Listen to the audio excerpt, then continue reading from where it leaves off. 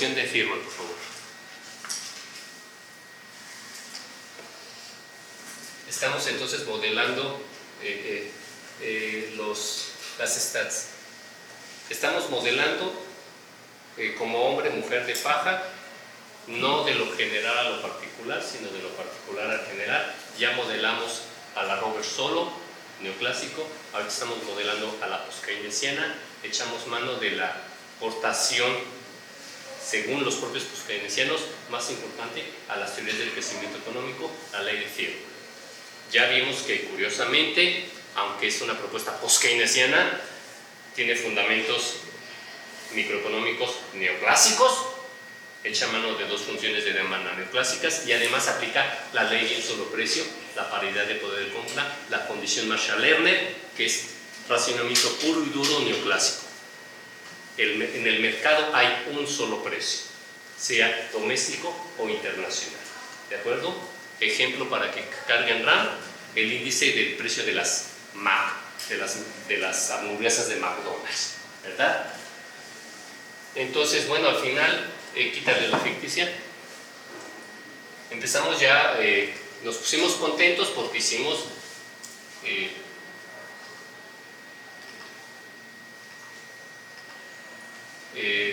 bueno, al final esa es la ley de Thirlwall, ¿verdad? Sabemos que detrás de esta elasticidad, por cada punto porcentual que creció la economía americana, la economía mexicana creció 0.52 puntos porcentuales en esos 33 años, y detrás de este parámetro o coeficiente estimado está un ratio de elasticidades. Eso me lo dice la teoría de la cual eché mano para especificar esta ecuación económica, ¿de acuerdo? Pero no jalaba. Entonces, afortunadamente, para salvar el honor post-keynesiano, con un recurso rápido, ¿verdad? Pudimos mejorar los estadísticos, ¿verdad? Le metimos a la propia endógena rezagada, jaló, mejoró la Durbin-Watson, la autocorrelación serial, significativa, bla, bla, bla. ¿Cuál es el pequeño gran detalle que le comió, ¿verdad? Efecto a esta variable? Si de por sí era menos que 1, implicando que en lugar de converger estas dos economías van a diverger en el tiempo, ¿verdad? Si esto es menos que 1, tendría que ser más que 1 para que en el larguísimo plazo la economía mexicana creciera y alcanzara al nivel de producción de la americana. Pero ni siquiera fue 1, mayor que 1, menor, ¿verdad? Eso quiere decir que con el tiempo, de hecho, no hay convergencia, sino divergencia.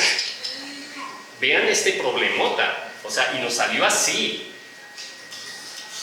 Pero teníamos una Durbin-Watson de 1.1, completamente inaceptable.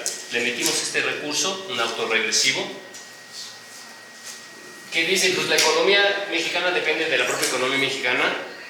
Pues sí, a ver, otra vez, es un recurso estadístico. Hay autocorrelación serial, es una serie no estacionaria. Ya lo vemos, 3 características de una serie no estacionaria: media creciente en el tiempo, por tramos, varianza creciente y mucha autocorrelación serial. Cada T tiene que ver mucho con el valor inmediato anterior, autocorrelación serial. Por eso tienen una pendiente, claramente. Entonces, eso fue un recurso estadístico. Y que si bien nos ayuda a que el modelo sí parezca que está inspirado, no parezca, está inspirado en la ley de Thirlwall, y vamos pasando estadísticos, esto hace que pierda mucho sentido, ¿verdad? Hace que pierda mucho sentido. Bueno, ya revisamos, como tiene constante, no tenemos problema con el primer supuesto, valor esperado de los errores 0. Segundo supuesto, ya lo vimos, H y White, ¿ya lo vimos o no? ¿Sí lo vimos? No estoy seguro. No, vámonos a View, ya sabes. View, Residual Diagnostic, heteroscedasticicidad. Abajo, heteroscedasticicidad. Primero la de White. ¿De acuerdo? Incluye acuérdense que la white, se tiene que acordar de la white, que nos pone las variables al cuadrado y el producto cruzado, ¿verdad? Aquí son dos explicativas, típicamente nos lo pone como la decisión default. Hay que ponerlo, aceptar. Nos bajamos. Antes de leer, luego lo queremos leer, nos bajamos para ver la regresión auxiliar, ¿se acuerdan? Y miren, ya podemos ver el resultado. No significancia estadística, ¿verdad? Aquí la del lado izquierdo son los UT gorro al cuadrado. Estamos explorando la varianza de los UT gorro. Esperamos que sea constante y no variable en el tiempo. Y miren, salió no significativo como esperábamos. Súbete. Y lo confirma, ¿verdad? Esto no sé qué sea, pero este es el resultado de la misma prueba en ambiente F y como G cuadrada. ¿De acuerdo? Ambiente F y como G cuadrada. Y tenemos una probabilidad mayor a ¿cuánto? ¿Te acuerdas cómo era el intervalo? Me lo dictaste mal el otro día, Raúl. A 0.05. Muy bien. Entonces, de 0.00 a 0.05 rechazamos la nula, ¿verdad? Se aproxima a 0, pero de 0.05 a 1 no rechazamos la nula. Nos quedamos con la nula, y en este caso la nula es de... ¿La nula cuál es? ¿Qué supuesto estamos explorando? Muy bien, señorita. Entonces nos quedamos con la nula de homoscedasticidad. Siguiente prueba. Arch. Nos va a preguntar cuántos lags, ya lo sabemos. Te saliste de la ecuación. Otra vez, aquí estás. Tranquila, no le pides. Bueno, ahí está. No. Haz la prueba. Otra vez, en view. No, ese no. Salte de ahí. Este view, el de abajo. ¿Por qué? ¿Por qué, Grecia? Pay attention. Porque este es el recuadro. Ahorita estamos en ese objeto. Es un objeto que es una ecuación. Y ese objeto que es una ecuación, así como tenemos series de tiempo y la podemos ver como numeritos, como gráfica, como estadísticos, es un mismo objeto para ellos. Esto es un mismo objeto que lo puedes ver así, como gráfica, como pruebas, es un mismo objeto. Entonces no te sales de ese objeto. ¿De acuerdo? Heteroscedasticidad.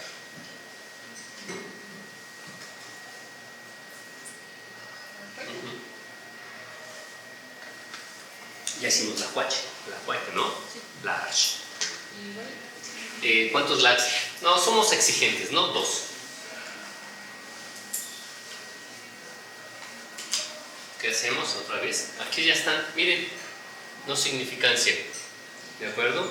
Y le metimos 2 receipts y otra vez nos lleva a la misma conclusión cualitativa que la cual errores homoscedásticos. Vamos bien. Durbin-Watson de panzazo. Where's Godfrey? View, tercer supuesto. Porque Durbin-Watson es autocorrelación serial de primer orden. Vamos de orden superior. View, el residual. Serial correlation. ¿Cuántos lags? Espérate, otra vez aquí de nuevo la decisión, ¿no? ¿Cuántos test le metemos a la Durbin-Watson, a la generalización de la Durbin-Watson? ¿Alguna sugerencia?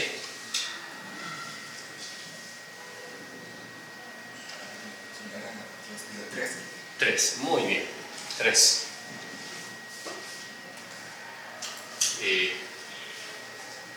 Abajo, qué bien nos salió este resultado. Fíjense, a ver, no jalo el 2 y el 3, ¿de acuerdo? Y nos confirma algo que ya sabíamos. La Durbin-Watson es autocorrelación serial de primer orden, y aquí nos marca autocorrelación serial de primer orden. Miren esta T, 2.16. Ya lo sabíamos por la Durbin-Watson. No hay autocorrelación de orden superior, pero sí de primer orden. ¿Vamos bien? ¿Sí? Súbete. Ahora esto es muy interesante, Rafa, porque Yo les dije, ¿por qué les dije? El valor estricto de la Durbin-Watson, ¿cuánto es? ¿Cuánto es el valor estricto de la Durbin-Watson? No, el valor del estadístico Durbin-Watson. Sí. Tiene que ser cercano a 2, sí. Debe ser cercano o igual a 2, pero realmente... ¿Quién me dicta el estadístico de la Durbin-Watson? Oye, Carlos, me lo tengo que saber de memoria. Yo no me lo sé de memoria, pero tengo en la cabeza el RO, ¿verdad? No. A ver, Rafa. Era de 2, 1 menos RO. Lo fuiste construyendo, ¿verdad, Rafa? No lo tenemos que saber de memoria. ¿Y cuál es este RO? Pues es el UT gorro, ¿verdad? Es igual a RO UT menos 1, ¿verdad? Más UT, autocorrelación serial de primer orden. Y de ahí se desprende el estadístico. Y esto se interpreta como un coeficiente de correlación que está entre menos 1 y 1. Por eso la Durbin-Watson está entre 0 y 4. Y esperamos que si esto sea 0. ¿Por qué espero que esto sea 0? Ya lo tienen en el PowerPoint, en su apunte cuando lo vimos. Lo siguen apuntando, mejor piensen. ¿Por qué espero aquí un RO 0? Eso es lo que hay que pensar. Venimos a pensar juntos. Eso está en cualquier libro. ¿Por qué espero que esto sea 0? Carlita, si te espabilas, ¿verdad? O sea, que estés cabeceando quiere decir, con todo cariño y respeto, o sea, si te metes a la clase, tu cabecita despierta el cuerpo. ¿De acuerdo? ¿Por qué? Vean esas regresiones, ya tienen que saber leer una regresión. Esa es una regresión como cualquier otra. Tiene 3 particularidades. No tenemos X y Y, sino los UT gorro de una regresión. Primera cosa rara. Segunda cosa rara, no tiene constante. ¿Verdad? Y ya, ¿verdad? Es un autorregresivo de primer orden. Ya sabemos, es un R1. Pero lo estamos utilizando para explorar el tercer supuesto, que afirma autocorrelación serial nula. Es decir, los errores no tienen que ver unos con otros. Ya les di la mitad de la respuesta. Entonces, ¿qué esperamos de este RO, de este parámetro? Que sea 0. Todos tendrán que tener ya esta conclusión en su cabecita, que sea 0, implicando autocorrelación serial nula. Y si ese es el caso, 1 menos 0, 1 por 2, 2. Entonces el valor estricto de la Durbin-Watson es 2. Pero ¿qué les dije? Respecto a ese, de panzazo, ¿no? Aceptable, entre 1.5 y 2.5. ¿Por qué les dije esta sugerencia? Oye, Carlos, o eres o no eres, ¿verdad? ¿Cómo que primero dices 2 y luego entre 1 y 5 dices 5? A ver, ¿qué clase de profesor de estadística eres? ¿Verdad? Porque esto no es, esto es igual a 2. Deje de saque, termine de sacar. Qué bueno que coma, saque, ya. ¿Sí, Carlita? ¿Ya? ¿Segura? ¿Are you sure? Sí, ya.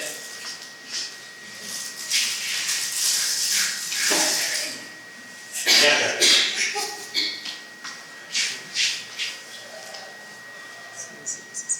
¿Por qué es aceptable entonces la sugerencia que les di entre 1.5 y 2.5?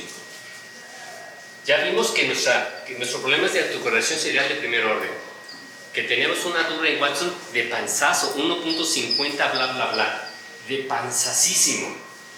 Por eso les enseñé el ombligo. Porque ¿tiene algún fundamento estadístico esta cosa que parece un contrasentido que les dije? Sí, miren, autocorrelación serial allá abajo, significancia de mayor de 2, pero miren las probabilities, 0.1, 0.08, o sea, esto es al 5%, Lo único que hice fue estirar, porque podemos hacer las pruebas típicamente al 1%, al 5% o al 10%. ¿Han oído de esto? Bueno, pues es estadística, ¿verdad? Al 5%, al 1%. Estoy seguro que sí lo han escuchado, ¿verdad, Raúl? Raúl, que es un marxista irredento, perdido ya, ya lo perdimos, yo también formo parte de ese club, lo sabe. Usted también lo ha escuchado. Al 1%, las pruebas pueden ser a cualquier nivel de significancia o nivel de confianza. 1%, pero típicamente 1%, 5%, 10%. De hecho, es una mera convención, porque les digo, acuérdense que eso es una convención y es parte de las críticas fundamentales al análisis econométrico. Oye, ¿cómo quedas por buena con una probabilidad del 5% a la nula? ¿Ustedes no apostarían nada si supieran que están muy próximos aquí? Otra vez, con un 5%, eso implica esto. ¿Es razonable? Bueno, jugarse un volado, 50-50. Tengo la mitad de probabilidad de ganar y la mitad de perder. Nos hace sentido. Pero si te digo 60-40, 70-30, 95-5, ¿entendieron lo que acabo de decir? Con 5% de probabilidad ya damos por buena la hipótesis nula. No con el 50%, con el 5%. Lo único que hice aquí es subirlo al 10% para pasar de panzazo. Por eso, una Durbin-Watson de entre 1.5 y 2.5 de panzazo. O sea, modifiqué esto. No al 5%, al 0.05, sino al 0.1. Va, Rafa. Profe, tengo una duda. Fuerte. Por ejemplo, en las pruebas generalmente se usa niveles de significancia 0.05%. Carlita, ¿le alcanzas a escuchar? En las pruebas las pruebas que estamos viendo generalmente se usa niveles de significancia de 0.05%. ¿Y qué tipo de pruebas estamos viendo? Pues el principio de adecuación estadística. Pruebas estadísticas. Pruebas estadísticas. Entonces, en cualquier prueba estadística se decide un nivel de significancia. ¿De acuerdo? En cualquier prueba estadística. Síguele. Entonces, tengo una duda. Si hacemos las demás pruebas estadísticas a nivel de significancia de 0.05% y una la hacemos, por ejemplo... Lo dejas anotado. ¿Qué hace un investigador serio? Lo deja anotado. De panzazo. ¿Cómo lo defiendo? Tengo un dictaminador duro. Oye, simplemente cambié el nivel de significancia estadística y esto lo reconoce la literatura. No al 1%, no al 5%, sino al 10%. Lo reconoce la literatura. Mi amparo en la literatura. ¿De acuerdo? Y es imbatible lo que estoy diciendo. Es imbatible. Pero, claro que debe quedar claro que fue a capricho. Es decir, fue a conveniencia. ¿De acuerdo? Y entonces eso empieza a perder rigurosidad científica. Es aceptable, porque las ciencias son fraudulentas. Ya lo leímos. La economía está llena de charlatanes con ideología. Ya lo leímos. ¿De acuerdo? Y entonces la propia estadística como ciencia me permite cambiar, según mi conveniencia, los niveles de significancia. La propia ciencia.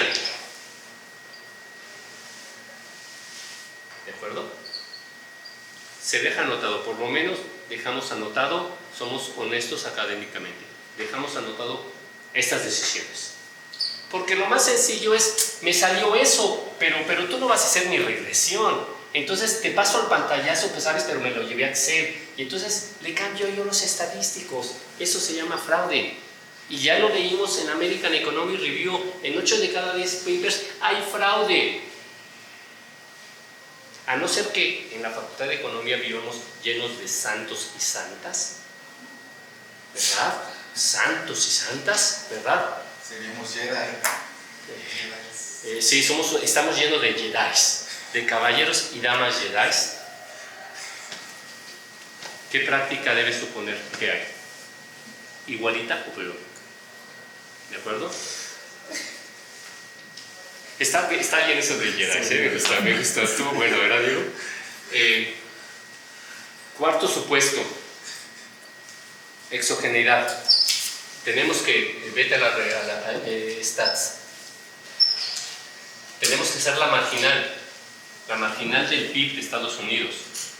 Aquí estamos diciendo que este regresor es exógenamente débil respecto a la endógena.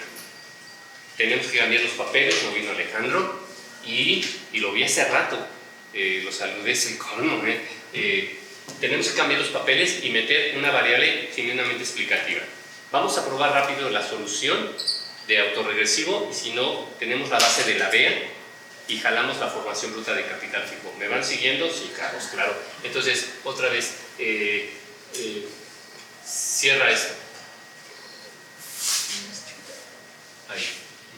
Estimate equation, haz la marginal, Grecia. Ahora, del otro lado ya vas a tener el logaritmo del PIB de Estados Unidos, explicado por una constante, el PIB mexicano y el propio PIB estadounidense rezagado en un año.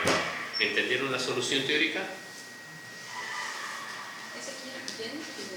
No, a mí no entender. ¿Qué quieres? Quick, quick. Estimate question.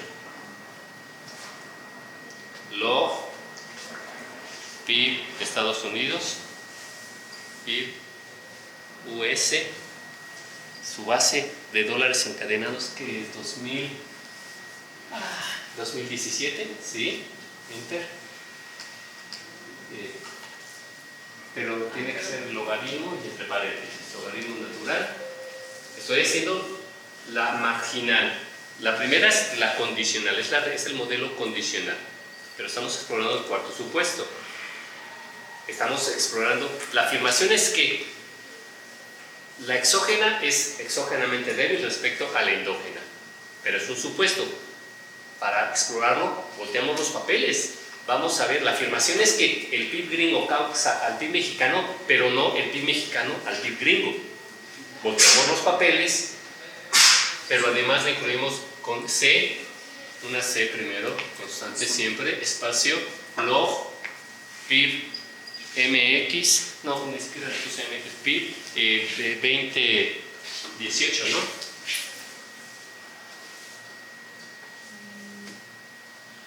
PIB 2018, ahí lo tienes, ese. Ahora, de nuevo, si quieres copia esto y nada más le metes el rezago -1.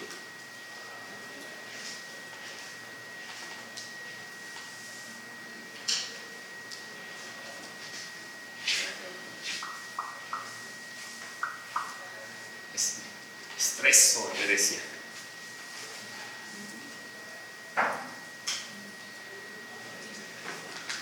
Así es el mundo laboral. Usted ya trabaja, ¿no? Estoy haciendo Servicio. Aún así eres esclavo de esclavo, ¿no? Sí. O sea, ¿Vale? es el PIB de Estados Unidos, ¿no? El estado que se va a meter es el PIB de Estados Unidos, ¿no? sí, tienes que, es el PIB de Estados Unidos rezagado.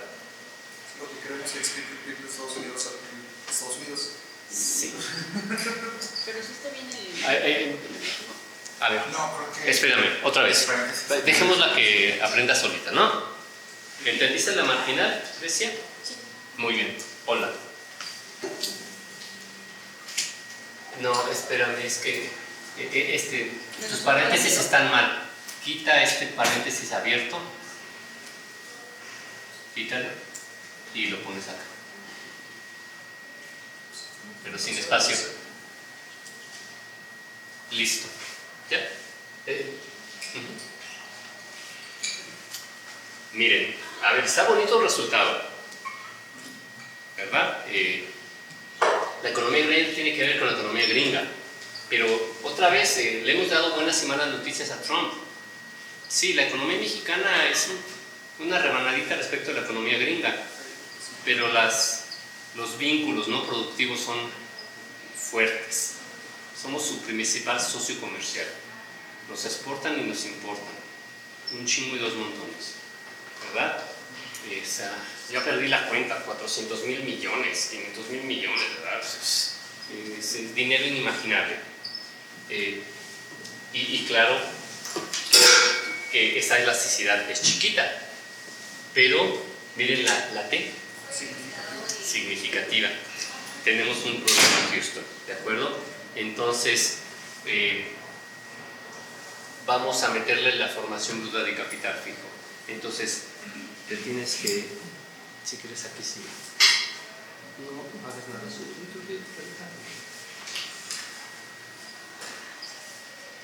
Ya tienen esto lo tienen en su base de datos. Están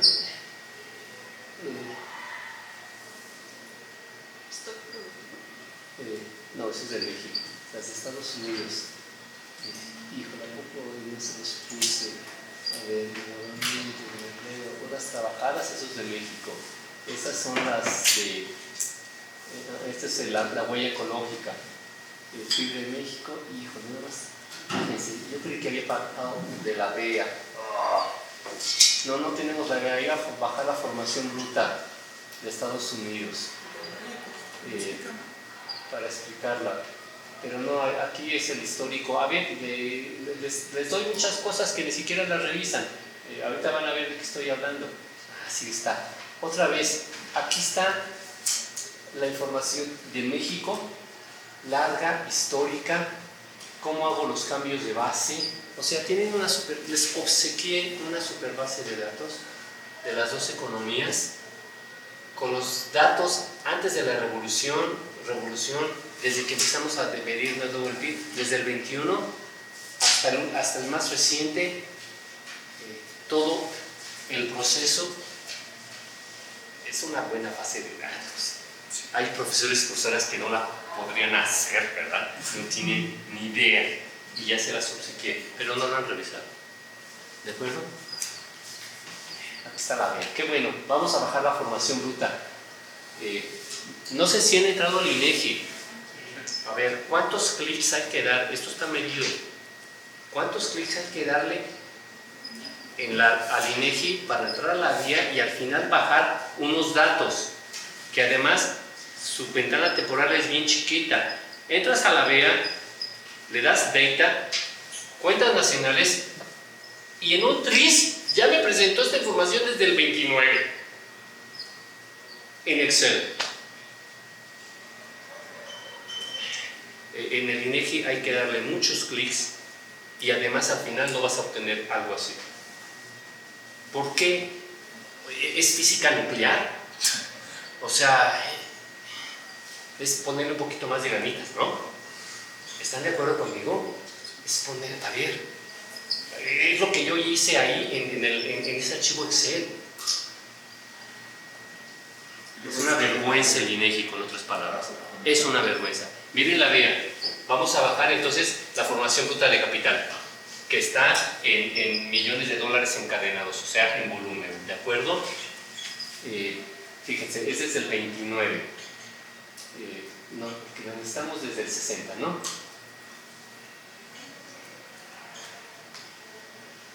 Control C. Lo tengo que pegar especial, ¿verdad? Porque lo tengo que transponer. ¿Están de acuerdo? Entonces, pegado especial, transponer, y ya lo tengo ahí. Es que tengo, miren, la máquina de sombrío todo, perdón. ¿Cómo me muevo rápido? Con control flechita. Es una megabase de datos. ¿Cómo te puedes mover tan rápido, Carlos? Control flechita, ¿de acuerdo? Ya estoy aquí, entonces en lugar de ir uno por uno, control shift, flechita, ya me fui para allá, control C. Acá, pegado especial, transponer, clic. Sí, ¿quién sabe qué está pasando? El software siempre va a ser caprichoso. ¿Qué carajo nos debe? ¿Quién sabe? Control C, ya me lo estoy llevando a Debius. De hecho, ya vieron el proceso. Están viendo, si no les caía el 20, cómo importé datos. Ya lo había hecho, es otra clase de refuerzo. Abro Excel. sombreo, jalo, creo los cascarones, le doy control B. Ya lo tengo ahí, control C en la memoria RAM, me voy a EBIUS, le digo data, no generar, porque generar es utilizando la información que tengo en el EBIUS, es una nueva data, formación bruta de capital fijo de Estados Unidos. Formación bruta de capital fijo de Estados Unidos. Y ya le doy control B y me lo puso ahí, baboso. Le tengo que dar editar. Control B y ya estuvo. La formación bruta de capital fijo. Vamos a verificarlo. ¿Cómo lo vamos a verificar? Tengo el PIB gringo en la misma unidad de medida. Entonces, claro que puedo graficar formación bruta de capital fijo de Estados Unidos y el PIB de Estados Unidos. ¿Están de acuerdo? Es la misma unidad de medida, millones de dólares encadenados. Y a fuerza una tiene que estar por debajo de la otra, ¿verdad? No es posible que salga otra cosa. Y sí, razonable. ¿Va?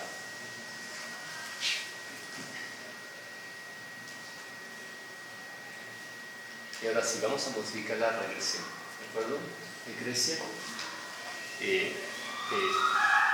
Quita el PIB rezagado de Estados Unidos para evitar que hagamos tanta trampa. Ups. Y en lugar del PIB de Estados Unidos, mete la formación bruta de capital fijo de Estados Unidos. Estamos haciendo la marginal, ¿verdad? Sí, claro, formación bruta de capital fijo sí, la marginal.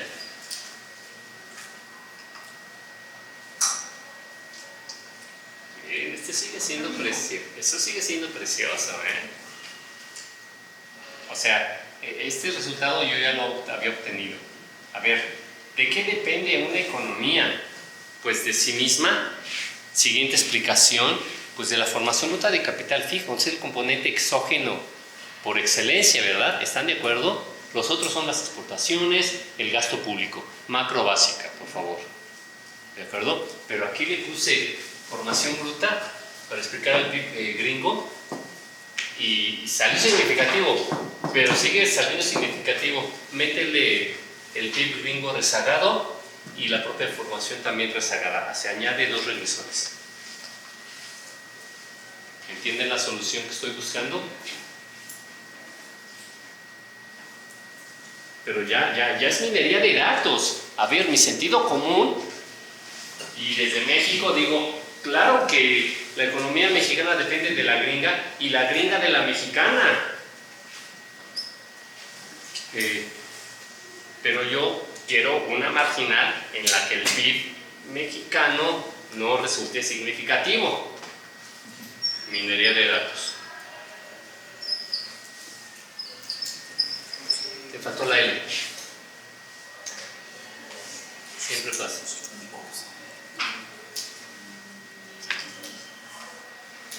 A ver, metiste PIB, formación, PIB rezagado, formación rezagada. Ya estuvo. ¿De acuerdo? Pero le metimos peso pesado, ¿no? El PIB gringo depende del propio PIB gringo, de la formación bruta, muy keynesiano, de la formación bruta rezagada, y solo así ya no jaló el PIB mexicano. Ya tenemos la marginal que buscábamos. ¿Va? Name, ecuación, EQ, mark, o sea, de marginal, Tier 1. La marginal de Tier 1.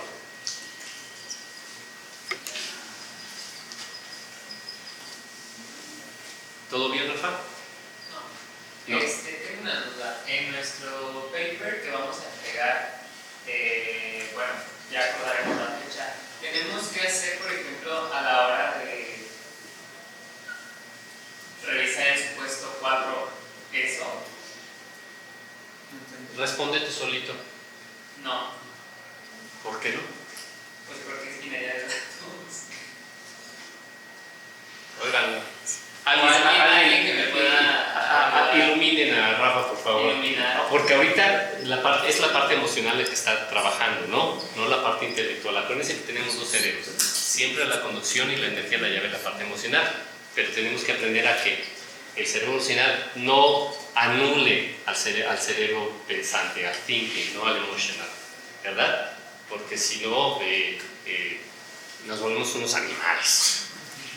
Lo digo rápido, ¿verdad? Entonces ahorita como Rafa dice, en la madre, tengo que hacer todo eso, está operando su parte emocional, ya anuló a su parte racional. Oye, pero si quieres tampoco el 5 y el 2 y el 0 y los 9, Rafa, pues es minería de datos. Llevé al absurdo tu argumento, es metodología de la ciencia. A veces para discutir, en lugar de decirle estás mal, voy a tomar tu argumento y lo llevo al extremo. Carlos, no voy a hacer el cuarto supuesto, realizar el cuarto supuesto porque hago minería de datos. Vale, Rafa, pero sabes, échale más ganitas. No solamente el 4, los 9, pues es minería de datos. ¿Te hace sentido? Es que creo que no suena así. Vamos a ver qué nos contesta. ¿Te hace sentido, Rafa? Gracias, Rafa. ¿Verdad? Ahora, mi punto cuando les dije contéstenle algo es, tenemos que aprender a hacernos preguntas, las correctas, las que no nos distraigan y que hagan que sigamos perdidos pensando el problema, pero no solamente tenemos que desarrollar la capacidad de hacernos preguntas, sino de poner las respuestas. Eso es un profesionista. Y en la vida privada lo tenemos que hacer. Plantearnos preguntas y responder las preguntas. ¿De acuerdo? Entiéndalo, no esperar que alguien me dé la respuesta. ¿De acuerdo? No pueden esperar a que alguien les dé. Eso no es un profesionista. Si voy con un médico y tiene que consultar con otro médico y el otro médico con otro médico, ups. ¿De acuerdo? ¿Vamos bien, Rafa? Sí.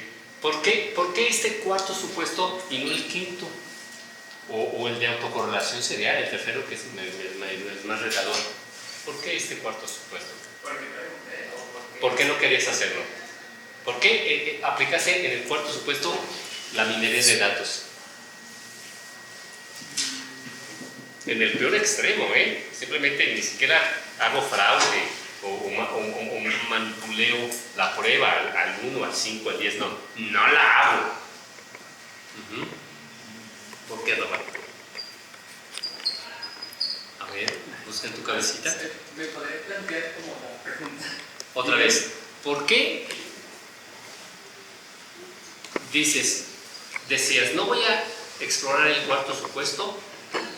O sea, no voy a hacer la marginal o las marginales, dependiendo de cuántos regresores tienes en el modelo condicional. No lo voy a hacer, Carlos, porque voy a hacer minería de datos al extremo. Y yo te digo, bueno, pues mejor aplica tu receta para los 9 supuestos y ya te diste cuenta que no, que no tiene sentido, que tienes que hacer tu regresión o regresiones marginales. Mi pregunta es bastante introspectiva. ¿Por qué en particular se te ocurrió hacer esto en el cuarto supuesto? Me dijiste, no voy a explorar el cuarto supuesto. Y yo te pregunto, ¿y por qué no se te ocurrió para el tercero? ¿O para el quinto? ¿O para el 8? ¿Por qué, Rafa? La verdad, en serio. Oh, eso ¿están de acuerdo conmigo más retador? No sé. Que no, Rafa no nos puede decir por qué pensó algo y lo dijo. Rafa. Hipótesis. Porque ya viste que, ¿puedo decir malas palabras? Que es una pinche hueva. O sea, porque no solamente tengo que conocer el problema que estoy explorando, pero nótese que eso es lo interesante, Rafa. Basta, este es tu modelo que te sugirió la teoría económica. Basta conocer ese problema. Espérame, es que es que parte del problema que estás analizando es, ¿y de qué depende XT? Porque XT tiene un papel clave en tu explicación, de manera que en verdad es una exigencia natural. No solamente decir XT causa YT y Y no causa AXT, sino preguntarte como parte de tu problema, y entonces, ¿de qué depende XT? Porque al final del día se mueve la formación bruta de capital fijo, se mueve el PIB gringo y se mueve la economía mexicana. De manera que sí nos interesa conocer no solamente qué le pasa al PIB gringo, sino de qué depende el PIB gringo, de su formación bruta de capital fijo. ¿Me expliqué? Sí es parte del problema que tenemos que conocer, las marginales. No es que no sean otro problema, son parte de nuestro entendimiento de esto que estamos explorando. ¿Sí? Sí, Carlos. Va. Vas. Yo creo que la duda puede venir también muy de la mano de los rezagos, porque o sea, ya es como decirle rezago, otro rezago, vamos a meterle rezagos hasta que le sangremos todo el PIB mexicano para que dé el brazo a torcer. Yo creo que la duda puede venir más encaminada por ese lado. Sí, estoy de acuerdo, esto es engorroso, por eso dije, pues, cuesta uno y la mitad del otro. Es engorroso. A ver, no salió mi primera solución, luego le metí rezago, tampoco, ni modo, hay que hacer la vea.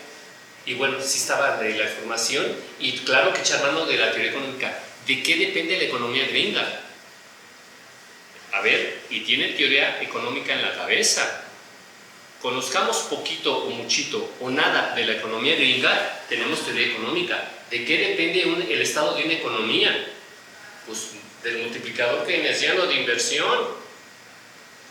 Entonces, ¿qué jalo? Formación bruta. Claro que tuve que echar mano de teoría económica para hacer esta regresión marginal y además hacer minería de datos. No me salió la primera, pues entonces la segunda o la tercera. Y bueno, en este caso, para en vez de meter los rezagos, pudiéramos haber metido variables desde otra perspectiva teórica. Claro que sí. Le podemos haber metido, por ejemplo, el nivel de los precios, el empleo muy, sí, o sea, muy convencional, muy neoclásico keynesiano. Nivel de precios, ¿verdad? Un modelo ISLM, alguna tasa de interés, ¿verdad? Claro que sí. Empleo. O sea, esto con el fin de evitar meter los rezagos, que es la forma más, no quiero sonar mal, pero absurda de explicar una variable misma del pasado. O sea, sí. Para evitar usar rezagos podríamos ocupar otras variables del mismo tiempo. Claro que sí, del mismo tiempo. Contemporánea se dice. Contemporánea se dice. Sí, claro que sí. Aunque esta solución es aceptable. Ok. ¿De acuerdo? Las economías tienen inercia. Inercia. Es lo que estoy cantando con los autorregresivos, con los lags, la inercia, ¿verdad? O sea, por más tonterías de política económica que haga Trump o cualquier otro presidente o presidenta, a ver, eso no hace que una economía se desplome. A ver, se desacelera, crece menos, decrece, pero no es que vaya de un té para otro causar una debacle económica. Eso no existe, aunque los medios y los comentócratas y algunos profesores lo digan, porque pues, es el estado de la economía, o sea, que sigue produciendo y produciendo, la gringa o la mexicana, ¿verdad? A pesar de todo el petate del muerto con el que ha estado jugando Trump, ¿verdad? Aranceles, las aranceles, militarización, qué sé yo, ¿verdad? No salgo del TEMEC, etcétera, etcétera. A ver, la economía mexicana sí está creciendo menos, sí, pero no hay debacle, ¿verdad? No hay crisis, ¿verdad? Y este alarmismo les encanta a los keynesianos. Además, dicho sea de paso, les encanta a los keynesianos. ¿Por qué? Porque es que ellos dicen que tienen la varita mágica, la solución a los problemas del capitalismo, las políticas económicas activas. Entonces les encanta agrandar todo, se trabajan en la nota roja. Son la nota roja de las teorías económicas, para que me entiendan.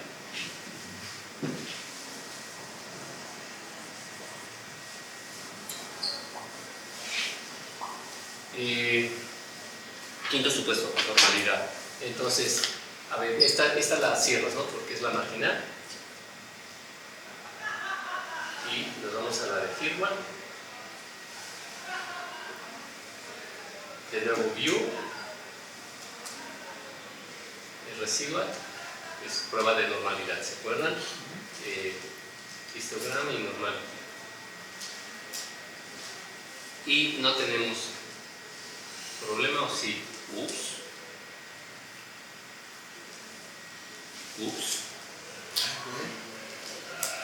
Tenemos una coeficiente de simetría de menos 1.6, no 0, y una kurtosis no de 3, sino de 5.4, que es muchito, créanme, es muchito.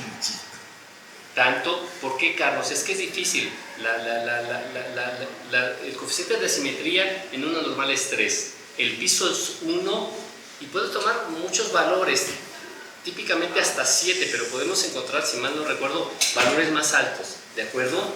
Entonces, ¿cuánto es mucho? ¿Cuánto es poquito? Créanme que una kurtosis, a ver, es como leer las radiografías que les decía, tenemos que aprender a ver la autocorrelación serial. Esto es mucha kurtosis, 5.41, ¿de acuerdo? Y por eso la hardquevera viene la probabilidad. Rechazamos con muchos ceros, ¿verdad? O sea, es poco probable, poco plausible la hipótesis nula de normalidad de los UTGOR. ¿Cuánto? 0.0000. ¿De acuerdo? Y sí, miren, la simetría. Vale. Sochi's Life. ¿Podemos arreglarlo? Claro que sí. Pero, a ver, hagamos un poquito de eso. Vete a los resets. ¿Dónde está el problema? Fíjense qué interesante, que esto no nos causó problema en términos de segundo supuesto. ¿De acuerdo? Se salieron los UTGOR de las bandas, aquí y acá. No nos causaron, y esto nos va a permitir hablar de esto, de que los supuestos están encadenados. Entonces, si bien aquí no tuvimos problema con heterocerasticidad, esto abulta los UTGOR. Los hace más grandotes. Pues eso se llama kurtosis, ¿verdad? Entonces, hombre, identifica qué punto es este, qué año es.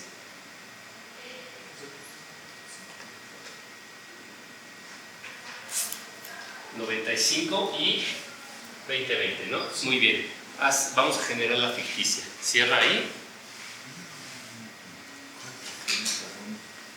Vete hasta acá. ¿Esto logró? Te vas a tardar mucho si quieres. Listo. Sí, borrar. Generar NR, espacio, ficticia, todo junto, ficticia 1995-2020, todo junto, igual a 0. Enter. Ahora dale doble clic a la ficticia, dale edit y le pones un 1 en el 95 y un 1 en el 2020. ¿Por qué desajustó ahí el modelo? Sí tenemos ideas. Aquí sí podemos rápidamente no hacer charlatanería. 95, crisis del 95, 2020, COVID, el lockdown. ¿De acuerdo? O sea, sí, no tuvimos que inventarnos una explicación. ¿Listo? Ciérrala y métela al modelo. Pero no la ha guardado, creo. No, sí se guarda. Si ya la generó, ya la editó, ya le metió, ciérrala. Ya está. ¿De acuerdo? Qué bueno que lo saques a colación. De nuevo, firmware. Estimate. Aquí, espacio. Ficticia 1995, teclero 2020. Es sin corregir esta señorita. No, logaritmo no, sin logaritmo. ¿No? Qué bueno que salió eso. Logaritmo no. Va.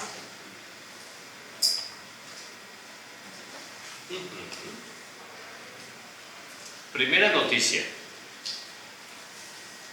significativa, ¿de acuerdo? Y muchito, ¿de acuerdo? Y como eran puntos con el mismo signo, por eso las puse juntas, porque si hubiera sido un punto con un signo, con un más o un menos, y uno contrario, tengo que ser dos ficticias, ¿me expliqué? Pero como los dos puntos de ese desajuste estaban por debajo, negativos, sí pude poner una sola ficticia. Si no, hubiera puesto dos ficticias. Y ya seas adicto y usted tiene cara de Me atrapó.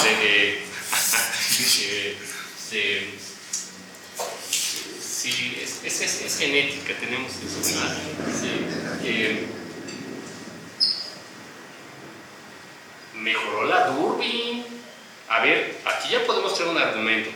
Estas ficticias se justifican, porque claro que ningún modelo puede jalar bien en una crisis, como la del 95, la peor de la historia económica de México, con Cedillo, con el impresentable de Cedillo, la peor crisis económica en la historia de México, y el 2020, el lockdown. Sí tenemos justificación para dejarla. Pasó la Durbin-Watson, vete a los receipts. Tendremos que hacer todo de nuevo. A ver, entonces, esto mejoró bastante, ¿verdad? Tenemos aquí este problema, 2008, ya. A ver, Carlos, pues mete León, ¿verdad? Ya se hicieron adictos. Ya. Bájenle tantito, ¿verdad? Entonces, aquí lo dejamos, 2009, la crisis. Y tan, ¿verdad? Pues es que es la primera vez que la economía... Cuando Estados Unidos hablaban de recesión, eso no implicaba una tasa de crecimiento negativa de su PIB. Tenemos cifras históricas de Estados Unidos desde 1850, ¿de acuerdo? Y dejando algunos puntos, historia reciente de la posguerra, nunca registraron una tasa de crecimiento negativa, ¿de acuerdo? Nunca, ni siquiera en los 70, con el quiebre de la OPEP, de Bretton Woods, nunca. La primera vez que tuvieron un dato negativo, tasa de crecimiento del PIB, fue en el 2008, ¿de acuerdo? O sea, era, con otras palabras, mucho más fácil ser econometrista en Estados Unidos que en México, ¿verdad? O sea, yo veía sus series y decía, no, pues qué padre, ¿no? Échenme 3. Pero entonces, o sea, ¿qué estoy haciendo? Creando un argumento para decir, y claro que podré meter aquí una dummy, porque pasó algo en la economía gringa que nunca había pasado en 100 años en su historia. Pero, a ver, veamos normalidad. Tenemos que revisar todo de nuevo, ¿verdad? Ahí se los dejo de tarea. Pero veamos normalidad, a ver si reciba. Vamos a ver si ajá. No, pues ni modo, mi idea de datos. 2009, corrige la ficticia. A ver, sí estaba para abajo, sí. Corrige la ficticia, métele también 2009, un 1. Cogemos de la misma pierna, Raúl.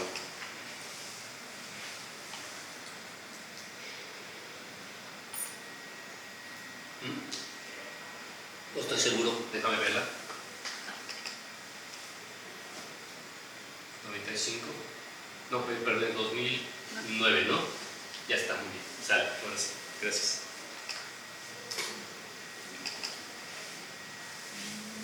Estimate. Última sesión. Disfruté mucho estar con ustedes, reírme a sus costillas. Englobamiento estadístico es el último criterio de selección de modelos estadísticos que nos presenta David Henry y la literatura moderna. Es el último requisito, es un criterio de selección de modelos de especificaciones. Englobamiento, ¿de acuerdo? No es un tema sencillo de operar, ¿de acuerdo? De la mano del englobamiento, que forma parte de la metodología, la cuarta pieza del análisis econométrico: datos, modelo probabilístico, metodología. La econometría moderna, por ahí ya leyeron a Granger, espero, en la introducción de esa colección de papers publicado por Oxford University Press. Ya lo tienen del 92, ya lo tienen de la carpeta. Enfatiza eso, que la econometría de antes se clavaba en la discusión del método de estimación. Por ejemplo, Y es cierto, ¿verdad? Tenemos unos tantos métodos de estimación. Pero esta literatura moderna dice que el meollo está en la metodología, en la construcción, ¿verdad? Entonces, detrás de esta idea de englobamiento está también este otro principio: modelar de lo general, y así se dice, de lo general, y por eso lo pongo entrecomillado, de lo general a lo particular. De manera que voy a poner otra vez el primer ejemplo que aparece en los libros de econometría. Ya quedamos que es incorrecto porque teóricamente es un modelo no lineal, pero lo metemos y hacemos que el modelo clásico es lineal ajuste sus datos no lineales. Fíjense que esto que acabo de decir debe ser revelador, porque ya vimos que el hombre de paja, la mujer de paja, lo único que quiere es que su modelo pase las pruebas, que sea homocedástico, normal, lineal, estable estructuralmente.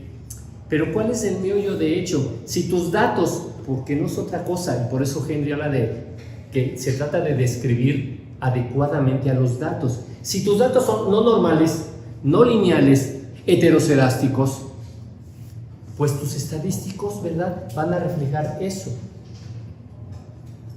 Entonces es un contrasentido, de hecho, esta minería de datos en el mal sentido de la palabra.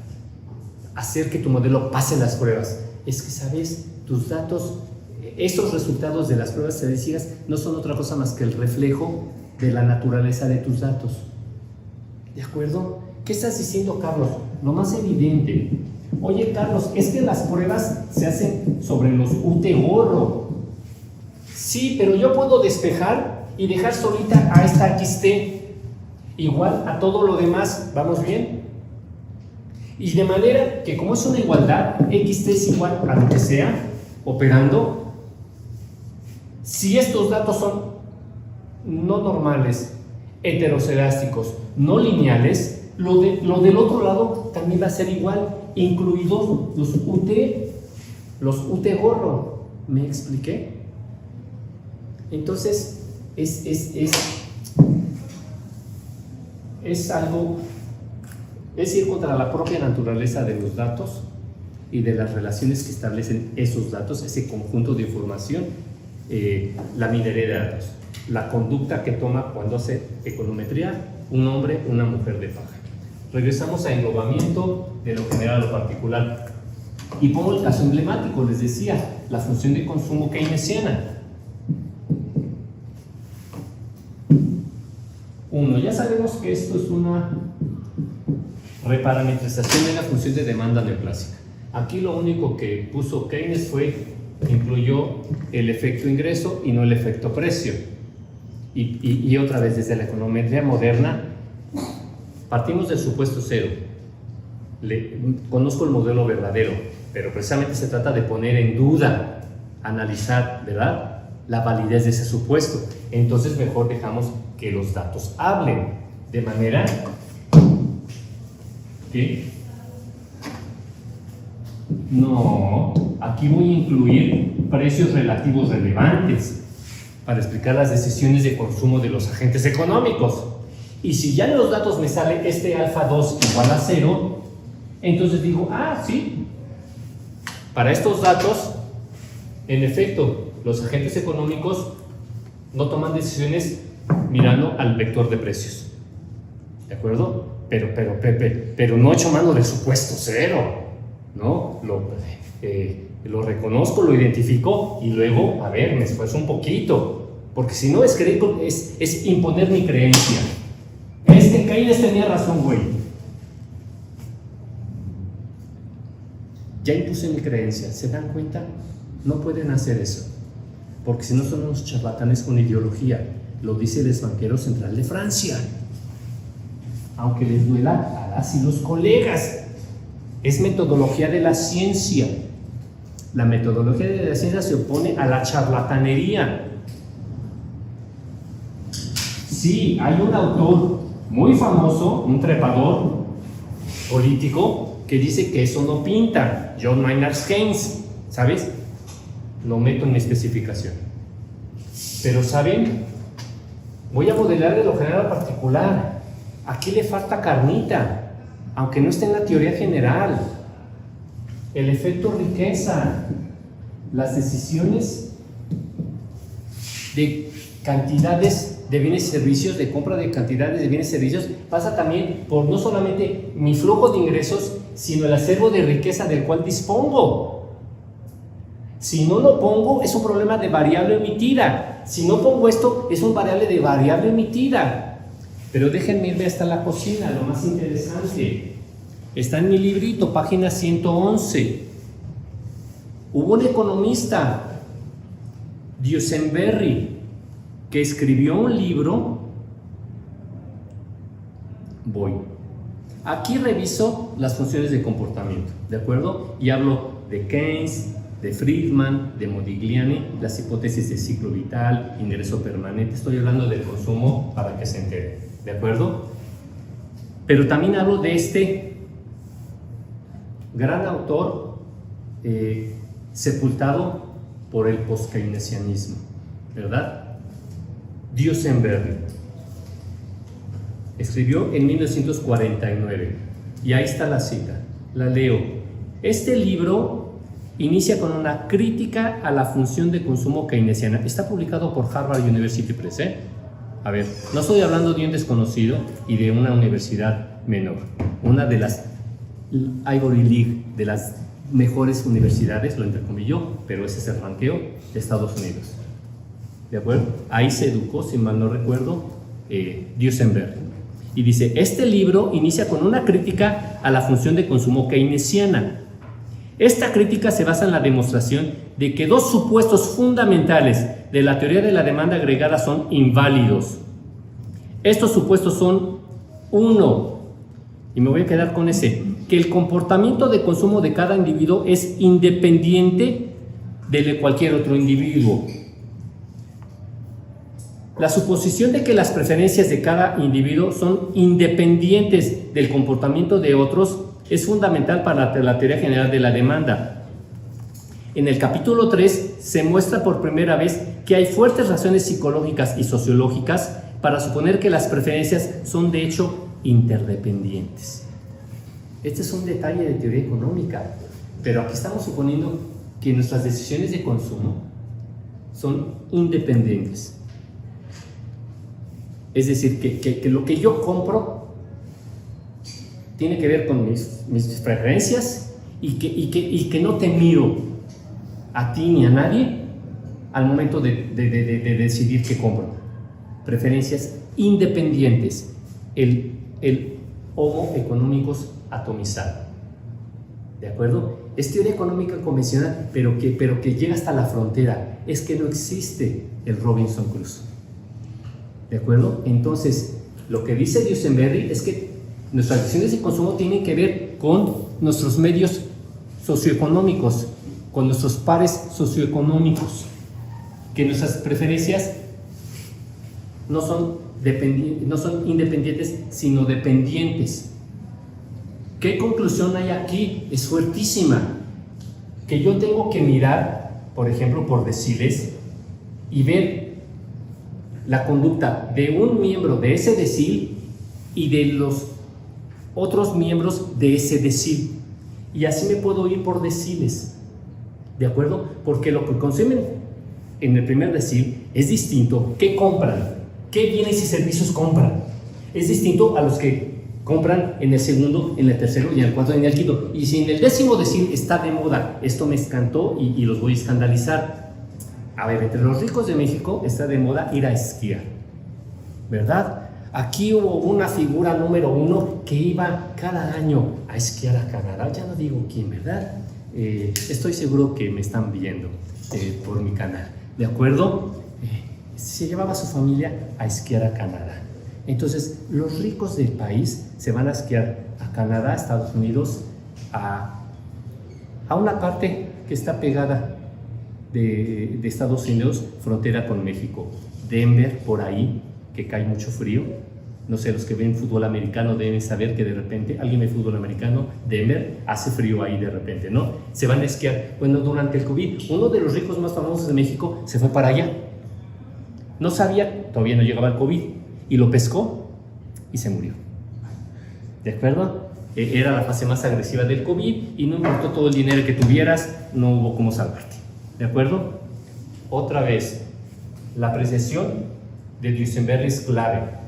Nuestras decisiones de consumo no son independientes, sino dependientes. Tiene que ver con nuestro medio socioeconómico. Y si está de moda comprarse una cachucha, una gorra negra y usarla como catcher, pues tu vecino lo va a hacer. ¿De acuerdo? Esta crítica al keynesianismo, así lo leyó, al keynesianismo, la han ignorado. ¿Verdad? Porque entonces se deshace la teoría general, su pieza clave, la función consumo, se cae, ¿de acuerdo? Tristemente, la teoría neoclásica sí ha recuperado esta idea de Duesenberg, y en los peores términos, son modelos de envidia. ¿Cómo tradujeron esta crítica? En lugar de decir que nuestras preferencias son dependientes, y que hay contextos socioeconómicos que determinan qué compramos, no, lo pusieron en términos de que es que eres envidioso. Ahí está citada la literatura, ¿de acuerdo? Pero entonces, a ver, aún aquí yo tendría que seguir operando para no trabajar el agregado, sino hacer econometría sofisticada o hacer 10 modelos distintos o 100, no por decir, sino percentil. La otra es hacerlo a la keynesiana neoclásica, que dice que detrás de esto está el problema de maximización, que no distingue entre pobres y muy pobres o ricos muy ricos. Todos tenemos el mismo problema, enfrentamos el mismo problema: cómo maximizar nuestros pesos dado el vector de precios. Esa idea de dependencia entre las preferencias se opone a esto. ¿De acuerdo?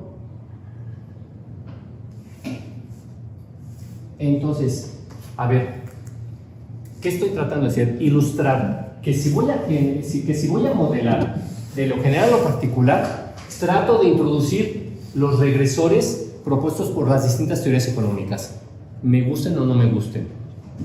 Lo otro es charlatanería, ya tengo un sesgo cognitivo. No. Y puse un ejemplo en el cual además puedo construir una especificación general, que es lo que va a pasar en muchos casos, ¿de acuerdo?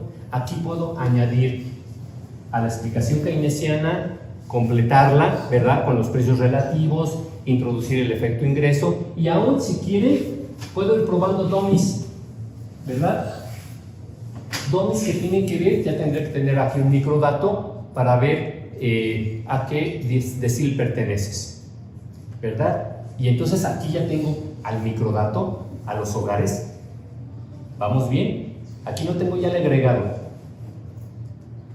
Por eso ya nos olvidamos del keynesianismo y sus poskeynesianos, ¿verdad? A ver, voy a modelar, sí, a los consumidores, sigo siendo de ese equipo, ¿verdad? Pienso que hay consumidores y productores, empresas, y no trabajadores y capitalistas, ¿verdad?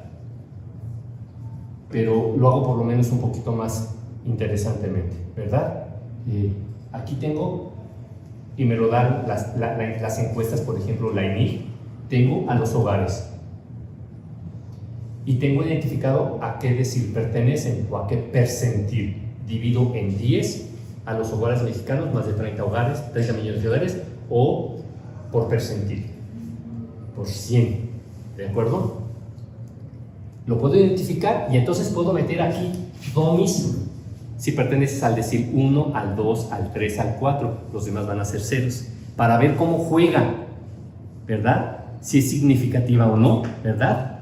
Y qué signo tiene en términos de explicar el consumo, por ejemplo, ¿va? Entonces, ¿qué estoy diciendo otra vez? Tratando de instrumentar la metodología de lo general a particular. Y de lo general a particular significa de echar a la basura el supuesto cero. Conoce un modelo verdadero. Porque si conoces el modelo verdadero, lo único que estás haciendo es confirmando tus creencias.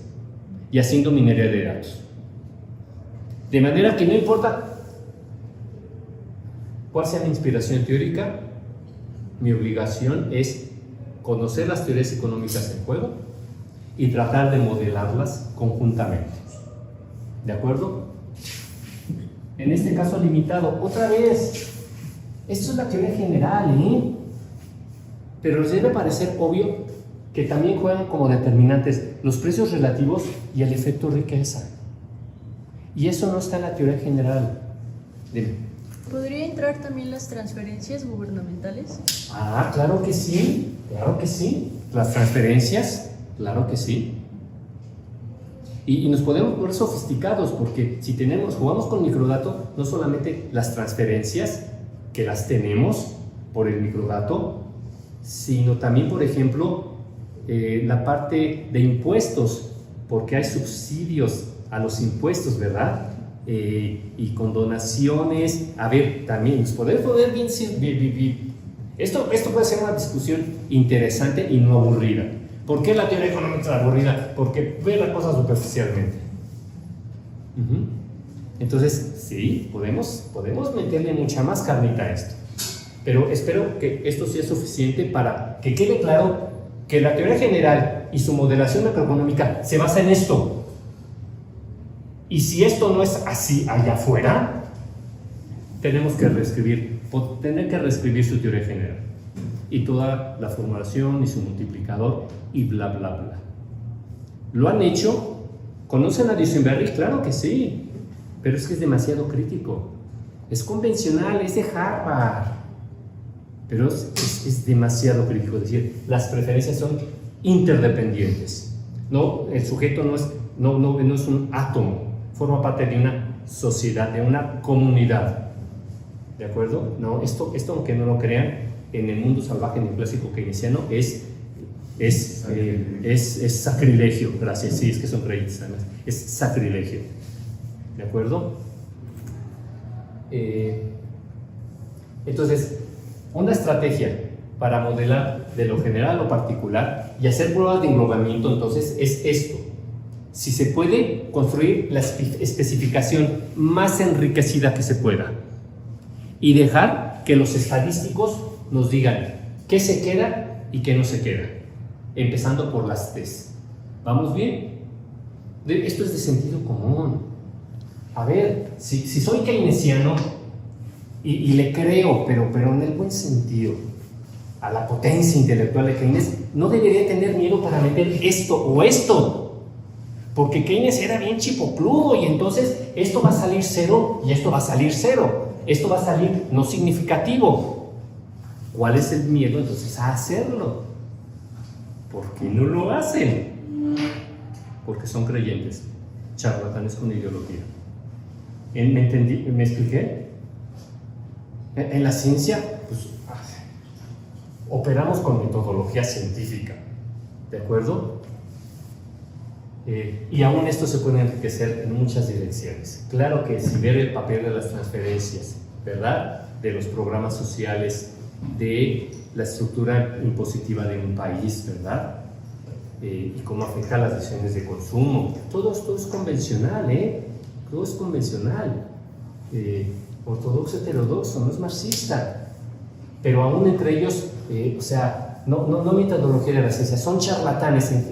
Por eso la expresión del extranjero es una generación. Son charlatanes con ideología.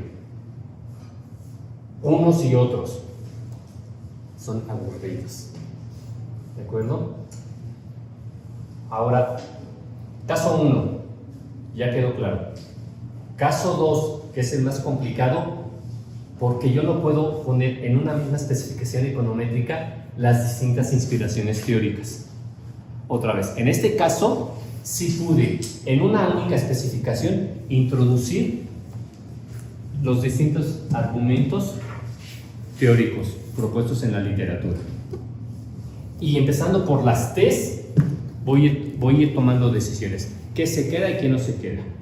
Y claro que voy a hacer minería de datos, como hombre y mujer de paja. No jalo esta, pues le meto un rezago. Y esta, a ver, se trata de eso, de no poner tus creencias, sino tratar de construir con toda esta riqueza la especificación más abultada, ¿de acuerdo? Y por criterios estadísticos, claro, ir reduciéndola, por eso se dice de lo general a lo particular, ¿va?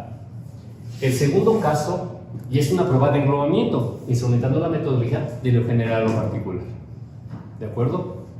Ahora voy a ponerles el caso en el que no puedo mezclar, integrar en una sola única especificación econométrica distintas inspiraciones teóricas. Voy a hablarles entonces de la prueba J, J es de joint en inglés, ¿de acuerdo? Y es el caso que tenemos en la mano, las teorías del crecimiento. Ajá, el que publicó el paper. Sí.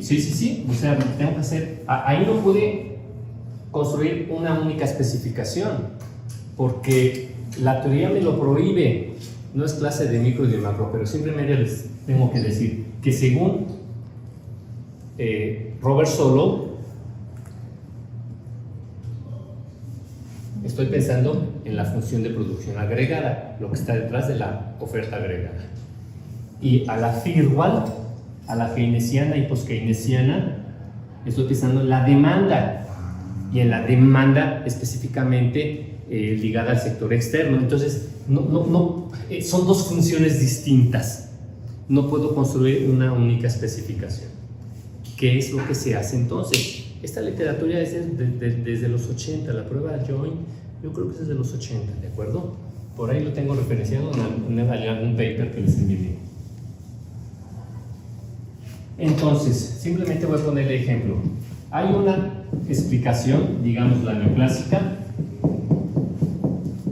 que dice que XT explica a YT, ¿de acuerdo? Y hay otra explicación que dice que no depende de XT, sino de WT, ¿vale? Y ya quedamos que no puedo hacer una especificación que incluya tanto a XT como a WT. Me lo prohíben los propios fundamentos teóricos detrás de estas dos especificaciones econométricas. ¿Qué voy a hacer? Modelo como lo hicimos a la neoclásica, ¿de acuerdo? ¿Y qué obtengo? El YT gorro, entre otras cosas, ¿se acuerdan? Y de hecho, nuestro YT gorro, acuérdense que el coeficiente de determinación que mide la bondad del ajuste, de goodness of fitness, y por eso yo jugué con una chamarra para ver el fitness, el ajuste, en español suena muy raro. El R-square, el coeficiente de determinación, que es un estadístico clave, es el primer pantallazo que nos da cualquier software. ¿Qué mide? Es el coeficiente de correlación entre tu endógena y tu endógena gorro. ¿Y cómo lo leemos? En este caso obtuvimos un R-square, un coeficiente, una bondad del ajuste de 99.5, ¿no? 55, ¿no? ¿Estoy en lo correcto? 99.55, o sea, explicamos. ¿Y de dónde sale este YT gorro? Pues de este alfa 0 gorro, este alfa 1 gorro, XT, ¿verdad? Eso es YT gorro. Es alfa 0 gorro más alfa 1 gorro, XT. Bueno, esto es la carnita, ¿verdad? La parte sistemática. Entonces, yo expliqué a la neoclásica el 99.5 de la variabilidad de esta variable utilizando esa información, ¿vale? ¿Cómo fue a la Firwald, a la post-keynesiana? Obtuve, entonces déjenme ponerle aquí un subíndice, este es a la Robert Solow, ¿de acuerdo? Y aquí obtuve también un YT gorro, pero detrás es la versión keynesiana, Anthony Firwald, ¿verdad?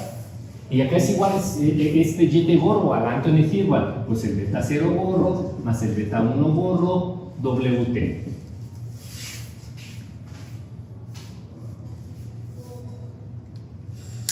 Falta una tercera regresión en la que incluyo la huella ecológica. ¿De acuerdo? Les voy a recordar entonces rápidamente la huella ecológica, la huella material, la huella ecológica, ¿verdad? Y la propuesta de estos trabajos es eso. Aquí estoy hablando de que la economía está restringida por el lado de la oferta, por el lado de K, L y la introducción del cambio técnico. Según esta otra versión, no, la economía está restringida por el lado de la demanda y específicamente por la vía de la demanda externa. Y la propuesta de esta literatura es, miren tíos y tías, la primera restricción al crecimiento es el planeta mismo. Las afectaciones que tenemos en la naturaleza, en los sistemas de la Tierra. Cuando producimos, consumimos y el manejo de desechos que tenemos. En esta literatura, por eso se habla del capitaloceno o del antropoceno, una nueva era geológica producida por el capitalismo en apenas 200 años, no en millones de años, en 200. ¿Por qué es un cambio geológico? Porque ya desestabilizó a 9 sistemas de la Tierra y en 4 de ellas ya rebasó los puntos, los umbrales, ¿de acuerdo? El más visible es el cambio climático. Tengo una amiga que trabaja en el Banco Mundial y me sigue y me dice, güey, no se dice typing points, porque type es escribir, es tipping points, ¿de acuerdo? Si se fijan, en algún video yo dije typing points, puntos de nervio, y me dijo, no, güey, es tipping points, ¿de acuerdo? Porque type es de escribir. Entonces, no es la recesión por la oferta, esto es pura economía basura, no es la recesión de la demanda. Ya vimos la crítica de fondo, no hay desacoplamiento. La literatura europea, la Agencia Ambiental Europea, el Parlamento Europeo, no hay desacoplamiento, no hay cómo seguir creciendo, produciendo sin afectar al planeta, sin seguir destruyendo al planeta. Los instrumentos económicos de la economía ambiental son mero negocio. Midamos contaminación, pongámosle precio, pongamos cuotas, pongamos regulación y con eso tenemos un capitalismo verde sostenible. La propia literatura ortodoxa nos dice que eso no ha ocurrido. Leímos el PNUD, ¿se acuerdan? El triángulo verde está vacío, perdón, el rectángulo verde está vacío. No hay un solo país que esté ahí. Los que tienen la idea de desarrollo capitalista, los que tienen el mayor IDH, son los que más contaminan, su huella material, su extractivismo, y eso es lo interesante de la huella material, que mide no solamente los recursos productivos naturales que utilizan en su país, sino los que importan, ¿de acuerdo? Porque sus países están bien requete bonitos, ya quedamos en eso, ciudades bien bonitas, limpias, verdes, sin contaminación, sí, todo lo exportan, ¿verdad? Toda esa mierda la exportan a nuestros países, ¿de acuerdo? Estoy citando al PNUD, a la Agencia Ambiental Europea, al Parlamento Europeo, ese documento de Jensen que hace mucho trabajo cuantitativo. Pero no, a ustedes les enseñaron que hay que seguir creciendo y que los problemas son por el lado de la oferta o por el lado de la demanda. No le entran al meollo del asunto. El meollo no es seguir produciendo, sino cómo distribuimos esa producción para que todos vivamos dignamente, ¿verdad? Ese es el meollo. Por eso la rechazan, ortodoxos y heterodoxos, porque es crítica. En el primer sentido, en el más inmediato, la producción, eso ya lo midió Bertrand Russell, también está en mi librito, a principios del 17 y 19 del siglo pasado, matemático, premio Nobel. Ya midió que si dejamos de producir bienes de lujo, podríamos desde hace más de 100 años reducir la jornada de trabajo, todos tener un piso de bienestar suficiente, digno, para dedicarnos, y hasta lo pone, él era de sangre azul, era de parte de la realeza británica, estudiar, tener un ocio creativo, ser contemplativos, se pone ahí romántico, ¿de acuerdo? La restricción número 1 al crecimiento económico es el planeta mismo, ¿de acuerdo? Y yo lo medí entonces por la huella ecológica. Entonces falta esa otra expresión. Nos come el tiempo, ya no podemos hacer, pero ahí están los datos y ahorita voy a hacer el englobamiento.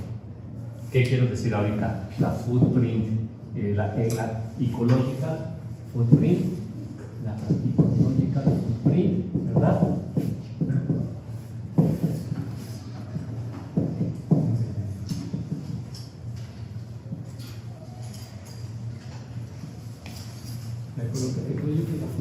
¿De acuerdo?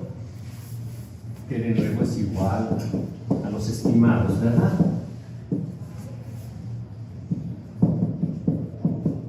¿Ah? Entonces,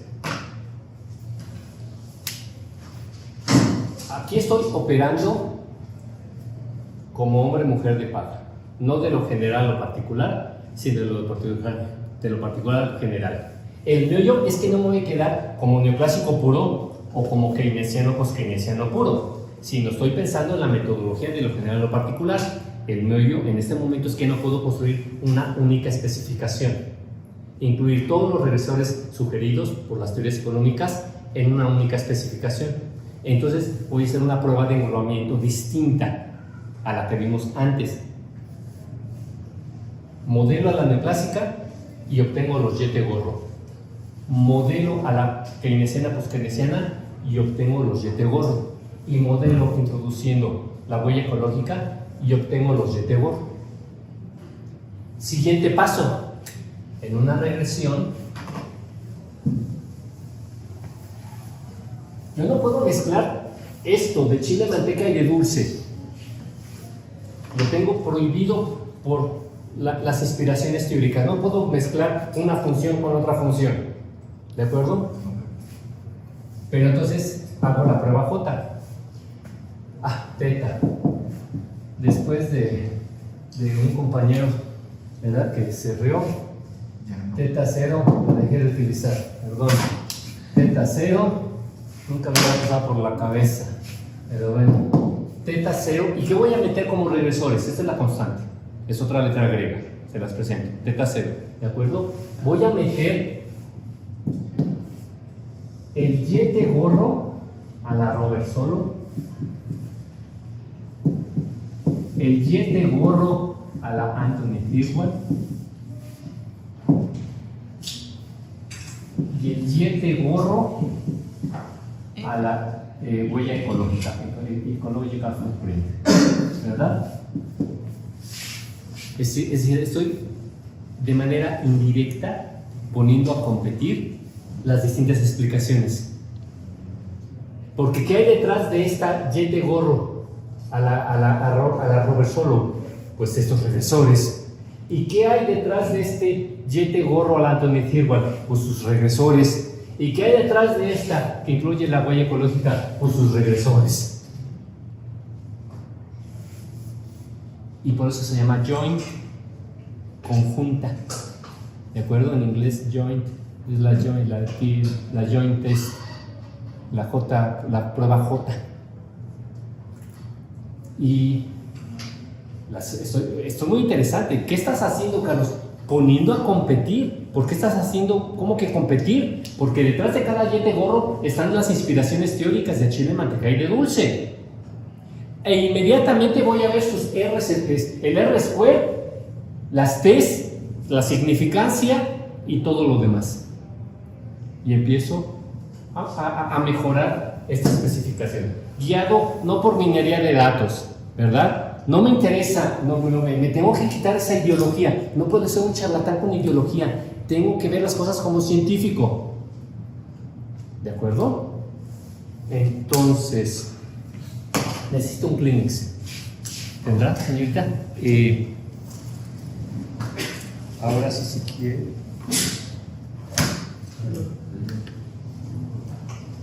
Ahora sí, operé aquí si quiere. Sí. Qué amable, señorita. Sí, son baratas. Es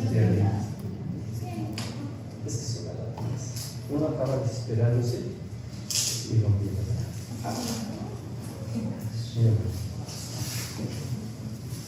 Ya está. Listo. Señorita, por favor.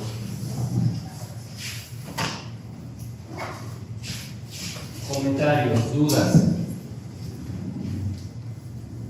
Entonces, por ejemplo, muchos van a modelar funciones de demanda. importaciones, exportaciones, de lo que sea. En ese caso, pueden construir una especificación general, como yo lo hice con la keynesiana, introducir otros regresores. Forma funcional, bueno, doble log, ¿de acuerdo? En este caso era lineal, ¿de acuerdo? Y tienen que estar muy atentos a sus teorías económicas para hacerse esta pregunta: ¿puedo construir una especificación general o más bien opero la prueba J? Modelo inspirado por las distintas teorías económicas, obtengo los Y de gorro y luego los pongo en una única regresión.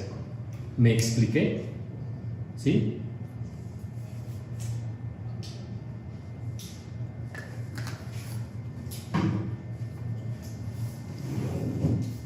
Muchas gracias. Entonces, voy a abrir el file. Jimena, ibas a decir algo, perdón. Perdón. Habla, ¿puedes hablar fuerte, por favor? En las funciones que escribió, es que, bueno, me confundí porque puso y3 es igual a beta 0 más beta 2, pero no sé si es, solamente si era beta 1. A ver, Jimena, mira, yo puedo escribir como se me antoje, si sigo las reglas de ortografía y de gramática del análisis econométrico.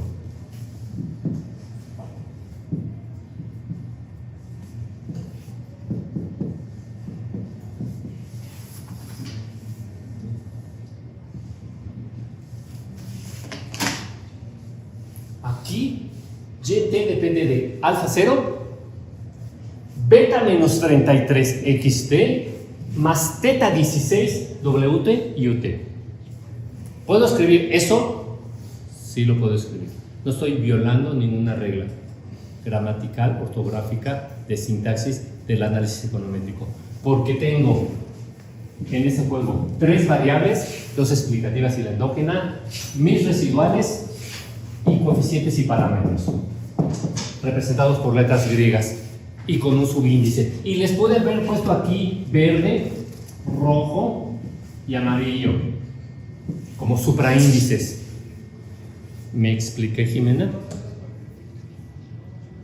No sé a qué te refieres, pero les he dicho, tienen problemas de ortografía porque escribieron y se les olvidó esto, ¿verdad? Y ese sí es un tema gordo. ¿Dónde está el parámetro o coeficiente ligado a tu XT? Pero todo lo demás está bien puesto. ¿Tenemos todo perfectamente claro, Jimena? ¿Sí? Pasa al pizarrón, Jimena. ¡Órale, Jimena! ¡Ándale! ¿Otra vez tu velocidad turbo? Escribe una especificación lo más locochona que puedas, pero que respete las reglas gramaticales, ortográficas, de redacción del análisis económico. La más locochona que se te antoje.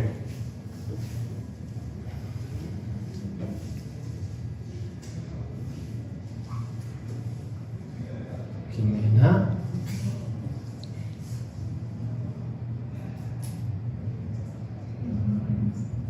¿Qué hice yo, Jimena?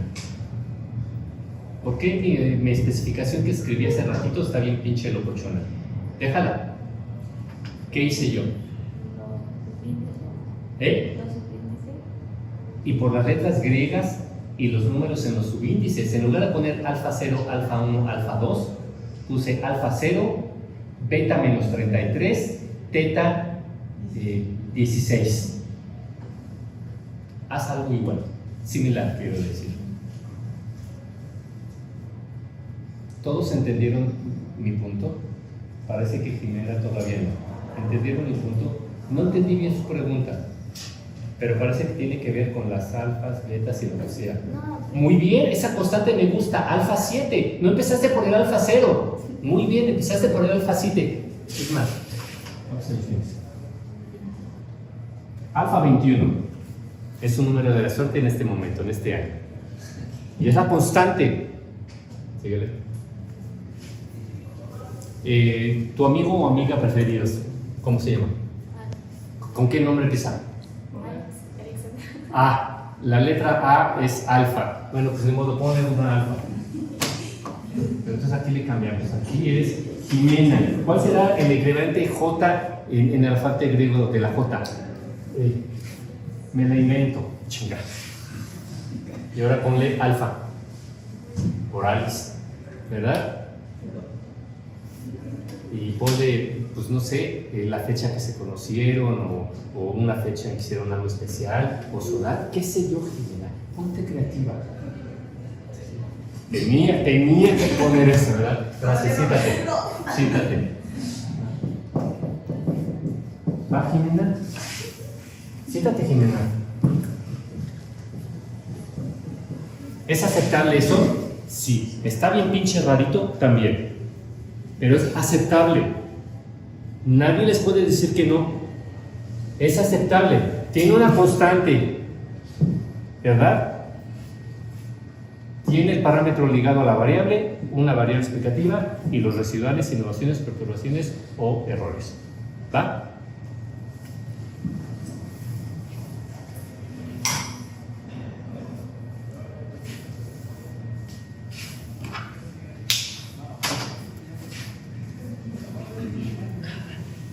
Entonces, ya no vamos a seguir revisando pruebas. Tendremos que estar revisando pruebas de cada regresión, ¿verdad? Ya no nos da tiempo. Pero entonces ya tengo aquí la ecuación de Firman. ¿Se acuerdan? Sí, Carlos. Ahí está. Nos gustó mucho. Decimos que este es un mero resultado estadístico en el peor sentido, porque el input es basura, ¿verdad? Oigan, ¿cuál es esta? Es la de firma, ¿de acuerdo? Si no estaba hablando de la neoclásica, pero bueno, miren, tengo sentimientos mixtos. ¿Dejamos o no dejamos esto? Salió significativo y nos levanta, y además somos keynesianos puros y duros, y ese R-square es mayor que el otro, ¿verdad? Ya es maquinal, ¿verdad? 99.55, 99.63, ¿entienden de qué estoy hablando? Pero como somos unos desatados post-keynesianos, dejamos esa ficticia, ¿vale? Mi preferencia es que la quitáramos, pero ustedes han estado expuestos a ese virus de keynesiano post-keynesiano. Entonces ahí lo dejo, pero entonces estimo de nuevo. ¿Por qué vas a estimar, Carlos? Porque ya me guardó la máquina los residuales de esa regresión, y entonces ahora voy a generar el fitted, es más, Anthony Thirlwell, ¿verdad? Y eso es igual al logaritmo, sí es logaritmo, ¿no? Es doble logaritmo del PIB. ¿Sí puse PIB de México? PIB 2018. PIB 2018, ajá, menos los RECIB.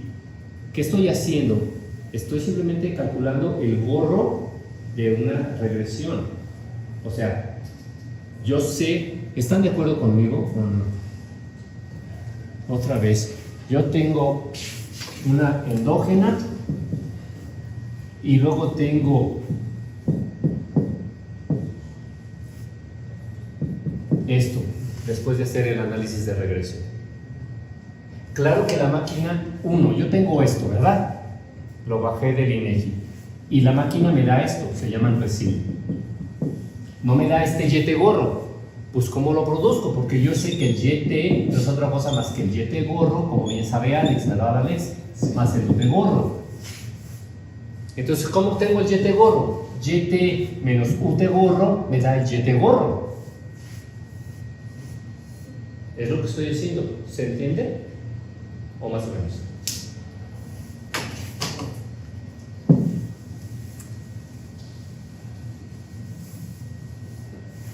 Aquí está.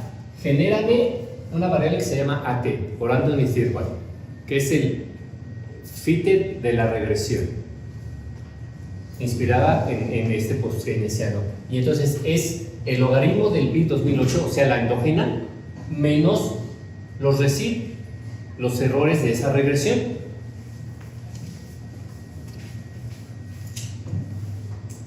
y ya está. Ahora voy a correr la de Bob Solo, ¿de acuerdo? Ahí está, miren, no lo creían, pero le ganan. Oigan, ¿alguien vio la Dudley Watson de la renta igual? Sí, era 1.5, era como 1.3. Y eso está. Por eso que sí les digo, es que sí es inaceptable eso. Aquí tenemos una de 74, entonces ahorita lo vamos a volver a hacer. Esta es la versión inspirada, la voy a estimar de nuevo a la Robert Solo, a la Bob Solo, ¿de acuerdo? Y entonces aquí voy a poner Bob Solo y ya está, porque los residuales ya los cambió, los sustituyó porque volví a estimar. ¿Me entendieron? Ahí está. ¿Saben? Vamos a tener que vamos a checar de nuevo los residuales de la.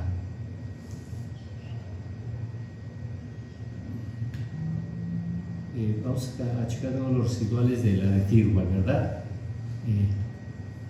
1.32. Es que sí, eso en verdad es.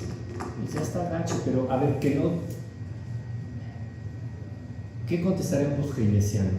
A ver, un post-keynesiano inteligente diría: sí, quita la dummy, porque esa Dudley Watson es inaceptable. Creo que quitándola teníamos una mejor, ¿o no? ¿Alguien se acuerda?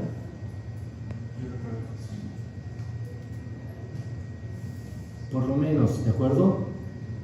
A ver, bajamos 98. Es que el post-keynesiano quiere mostrarse más chico clodo que el neoclásico, ¿verdad? Estamos hablando de tonterías, ¿verdad? O sea, de cuánto más de variabilidad, ¿verdad? Pero bueno, vamos a quedarnos con esta, ¿les parece? Por un criterio muy técnico, la Dudley Watson. Entonces ya la estimé, la vuelvo a estimar para que me vean. Y ahora sí, de nuevo, le digo Anthony Tirwal y ya. ¿De acuerdo? Nos falta una más. Quick Estimated Question, logaritmo del PIB 2018 explicado por una constante y el logaritmo de la huella ecológica. ¿Cómo lo puse? Puede mover un poquito, este está arriba. Sí. El de la huella México. Huella México. ¿De acuerdo? A ver, nos debimos haber dedicado más tiempo a revisar todo esto. Están los files. Si quieren otra clase, con mucho gusto, nos clavamos con eso, ¿verdad? Pero considerando su regularidad a lo largo del semestre, ¿verdad? Lo pongo en duda. Estoy sesgado, es un sesgo cognitivo mío, ¿verdad? ¿Nombre? Getsemani. Sí, es un sesgo cognitivo de Carlos, ¿verdad? Getsemani. Bueno, ahí están. ¿De acuerdo? Otra vez, eso es una elasticidad. ¿Sí? 1.05, ¿verdad? Una Dudley Watson está horrorosa.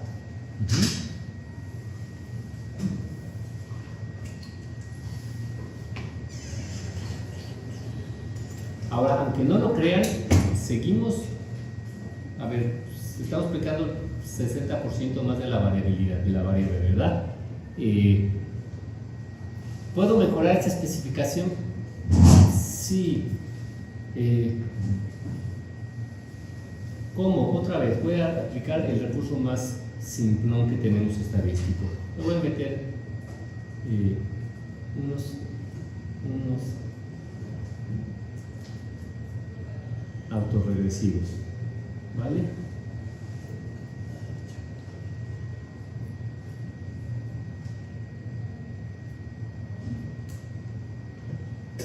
Y no, miren, votó el contemporáneo y el -1, la Dudley Watson sigue feita, evidentemente aumentó el R-square.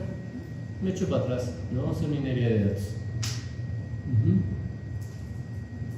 El crecimiento económico, aquí estoy explicando con la huella ecológica, que es un dato producido por este proyecto internacional que nació en la Universidad de Berkeley, en California, y que utiliza hasta, si no mal no recuerdo, 25,000 datos por país que le proporcionan las Naciones Unidas. ¿de acuerdo? Y así calculan la huella ecológica cada 2 años, de hecho, ¿de acuerdo? Y es per cápita. Yo tuve que hacer transformaciones para tener esta información anual, ¿vale? Lo dejo así. Le vamos a poner el nombre, perdón, ya estimé. Ahora le voy a poner nombre. Se llama ecuación de la huella. ¿Va? Tendremos que discutir muchas cosas al respecto. Así lo dejo ya. Estamos tratando de entender las pruebas de englobamiento. Y ahora de nuevo genero la de la huella, ¿verdad? Listo. Le doy Enter. ¿Vale? Déjenme ver otra vez. Muy bien. Entonces ya tengo 3 explicaciones. Déjenme seleccionarlas. Quick Show, muéstrame el log del PIB 2018. Anthony Firman, bueno, no, Bob Solo, Anthony Firman y huella. ¿Va?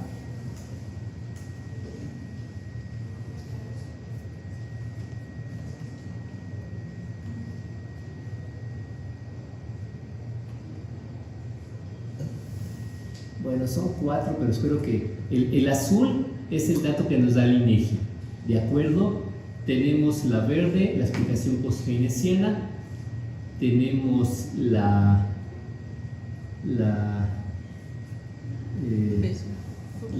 anaranjada, que es la de Solo. Y tenemos la roja, que es la huella. ¿Va?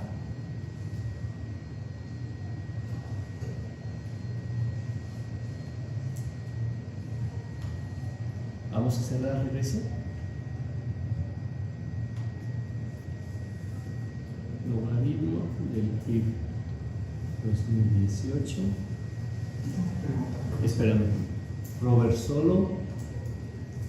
No, Bob Solo. Anthony Firman y huella. ¡Tararán!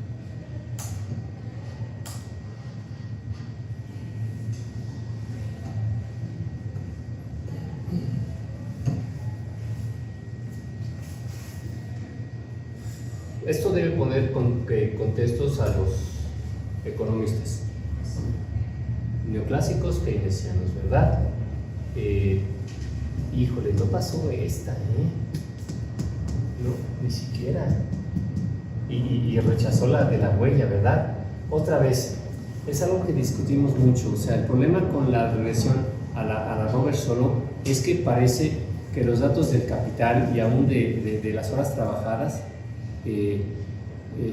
están, el INEGI hizo una terrible cocina, ¿verdad? Es decir, ya les dije lo que de repente han hecho y no platicaban y algunas veces platicaban. O sea, no tienen los datos del capital, pero entonces, o de empleo, de puestos de trabajo, y entonces dicen, dado este PIB, ¿cuánto capital se requeriría? ¿Cuántos puestos de trabajo se requerirían? Y aplican coeficientes técnicos. Y entonces, esos datos de capital y de puestos de trabajo son construidos a partir del dato del PIB. Y entonces, después nosotros explicamos el PIB con esa información y es un sinsentido estadístico, porque esas variables fueron diseñadas utilizando el PIB. Lo único que estamos revelando con esta regresión son estos coeficientes técnicos que utilizó el propio INEGI para producir esas variables. Y por eso la información fue casi perfecta, de 99.55, casi perfecta, ¿de acuerdo? Y por eso aquí vota a estos otros 2 regresores. Tendríamos que hacerlo con Estados Unidos. Con Estados Unidos o revisar, a ver, en mis papers revisé con lupa todo esto que les estoy diciendo, ¿verdad? Y traté de deshacer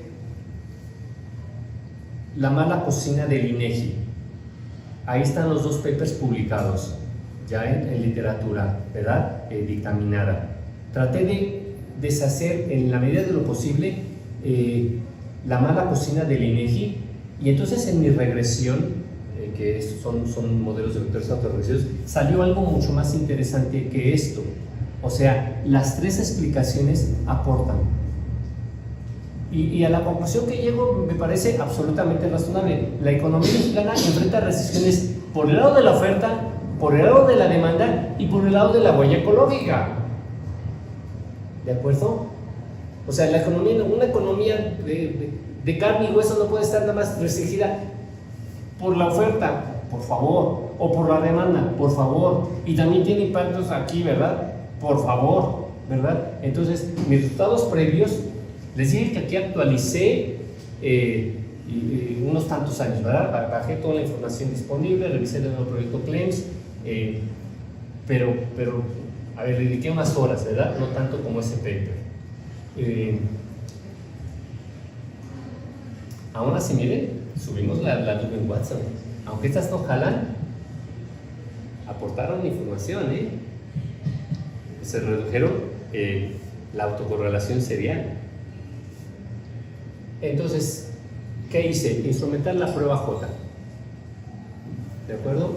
No puedo especificar en una sola regresión, incluir todos los determinantes sugeridos por las teorías económicas y así discriminar inmediatamente por las test y por el resto de pruebas qué se queda y qué sale, sino modelé individualmente, capturé los Y borro y los meto en una regresión que se llama Joint Regression y empezando por las test, ¿verdad? Y aquí saltó la liebre, ¿verdad? Las liebres. La única explicación que se queda es la de Robert Solow y sale el post-keynesianismo y la huella ecológica, ¿verdad? Otra vez, tenemos una explicación estadística y por eso se la cité desde el principio: garbage in, garbage out. Así de simple. Tienes malos datos, pues tus resultados van a ser igual o peor de malos, ¿de acuerdo? Déjenme, fíjense, simplemente para jugar, tenemos un poquito de tiempo. Voy a quitar a Solow. O sea, me quedo como post-keynesiano y con la huella. O si quieren, a ver, voy a quitar, mejor, procedo como tendría que proceder. Voy a quitar primero la huella, porque es la que tiene menos significancia, ¿de acuerdo? Pero sigue así la cosa, ¿de acuerdo? Se redujo incluso. Sí, pero eso es una regla de la aritmética de los mínimos cuadrados ordinarios. Pero entonces voy a quitar. Oiga, no le metí constante. A ver, eso fue un... ¿qué pasó? Bob Solow, Anthony igual. Bueno,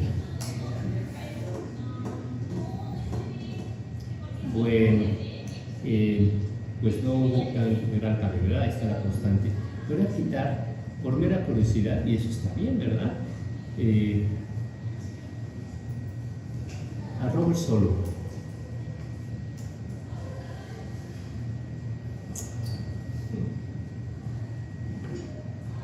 ¿Les gustan? ¿No les gustan los resultados? Sí, miren. Tenemos una Dublin de 1.6. Tenemos una explicación post-keynesiana significativa, pero también la huella significativa. ¿De acuerdo? Y tenemos, pues ya lo teníamos, ¿verdad? Un excelente R-square. Otra vez, un post-keynesiano inteligente diría: sí, me aporta información, porque es lo que estamos diciendo estadísticamente, me aporta información introducir la huella ecológica, resultó significativa, no le está restando, le está sumando a mi explicación, ¿va? Terminemos.